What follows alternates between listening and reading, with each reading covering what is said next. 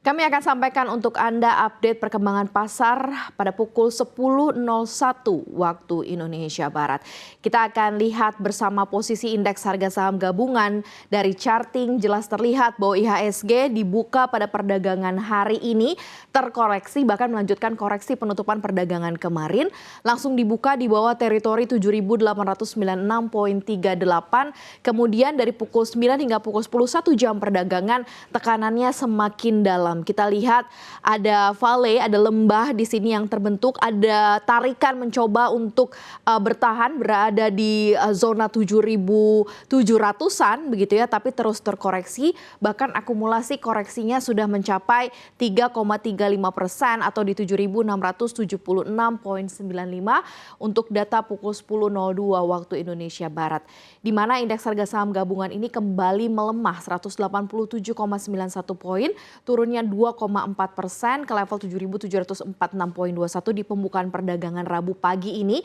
Dan pelemahan pagi ini juga melanjutkan koreksi signifikan pada perdagangan kemarin yang juga ditutup koreksi 0,96% dan 2 hari sebelumnya yang ambruk 2,65%. Ada 563 saham turun, 117 naik, dan 278 tidak bergerak dengan nilai transaksi mencapai 5,23 triliun rupiah, melibatkan 9,45 miliar saham dalam 598 ribu kali transaksi. Seperti diketahui, 1 menit setelah pasar buka, IHSG itu terkoreksi makin dalam dan turun sampai 1,48%. Ada Bumi Resources, Goto, Gojek Tokopedia, Bank Mandiri ini tercatat paling ramai ditransaksikan pagi ini. Ketiganya tercatat melemah dan emiten tambang emas juga kompak melemah menjadi pemberat kinerja IHSG pagi ini. Pasar keuangan Indonesia juga diperkirakan masih akan menghadapi tekanan terutama dari global. Perang Iran dan juga penutupan Selat Hormuz ini meningkatkan ketidakpastian global. Dari dalam negeri, stimulus lebaran diharapkan bisa jadi satu katalis positif untuk hari ini. Ya, menjelang Idul Fitri 1447 Hijriah, pemerintah pun juga menggulirkan serangkaian kebijakan untuk menjaga daya beli dan mendorong pertumbuhan ekonomi kuartal 1 2026. Instrumen utamanya adalah pencairan tunjangan hari raya atau THR bagi aparatur negara dan pekerja swasta, disertai bonus hari raya atau BHR untuk mitra pengemudi ojek online serta sejumlah stimulus tambahan seperti diskon transportasi dan juga bantuan pangan. Untuk aparatur negara, THR mulai dicairkan bertahap sejak 26 Februari 2026, di mana Menteri Koordinator Bidang Perekonomian Erlangga Hartarto menegaskan komponen THR dibayarkan penuh 100%, mencakup gaji pokok, tunjangan keluarga, tunjangan pangan, serta tunjangan jabatan atau kinerja sesuai regulasi. Pemerintah juga menyiapkan anggaran 55 triliun rupiah, naik sekitar 10% dari tahun lalu. Di sektor swasta, Menteri Ketenagakerjaan Yasser Ly juga menerbitkan surat edaran yang mewajibkan perusahaan membayar THR penuh, tidak boleh dicicil. Selain itu, pemerintah juga memfasilitasi pemberian BHR bagi lebih dari 850 ribu mitra ojek online dengan nilai sekitar 220 miliar rupiah. Kita beralih ke sentimen berikutnya. Dari negeri tirai bambu, hari ini China akan mengumumkan data PMI manufaktur Februari 2026. Sebagai catatan, PMI manufaktur Januari berada di 50,3, naik dari 50,1 ditopang pesanan ekspor. Namun biaya input meningkat ke level tertinggi sejak September, mencerminkan tekanan biaya produksi. PMI manufaktur China pada Februari pun juga sangat penting untuk mengetahui seberapa besar kekuatan ekonomi China selama libur besar Imlek.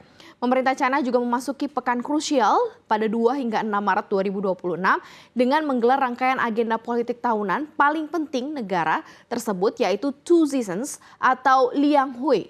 Forum ini juga menjadi panggung utama bagi Beijing untuk menetapkan arah kebijakan ekonomi, target pembangunan hingga strategi nasional jangka menengah. Kita geser ke pasar minyak dunia yang berada dalam tekanan akibat eskalasi konflik militer antara Amerika Serikat dan Israel serta Iran, di mana situasi ini kembali memicu kekhawatiran gangguan aliran melalui Selat Hormuz, jalur transit energi strategis di Teluk Persia. Jenderal Iran sudah mengatakan bahwa penutupan perairan Selat Hormuz yang membawa 20% minyak global dan 25% gas dunia itu, bahkan militer juga mengancam akan menembak kapal manapun yang nekat berlayar. Harga minyak Brent melonjak 5,4% dan WTI melesat 4,7% pada perdagangan Selasa. Kenaikan ini memperpanjang lonjakan harga minyak yang sudah terbang 15% selama 3 hari perdagangan terakhir.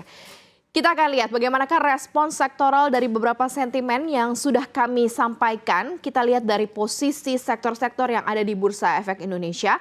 Tadi kami juga sudah mencatat dan menyampaikan kepada Anda bahwa ada beberapa sektor saham-saham di dalam yang banyak sekali transaksi jual ya pagi hari ini.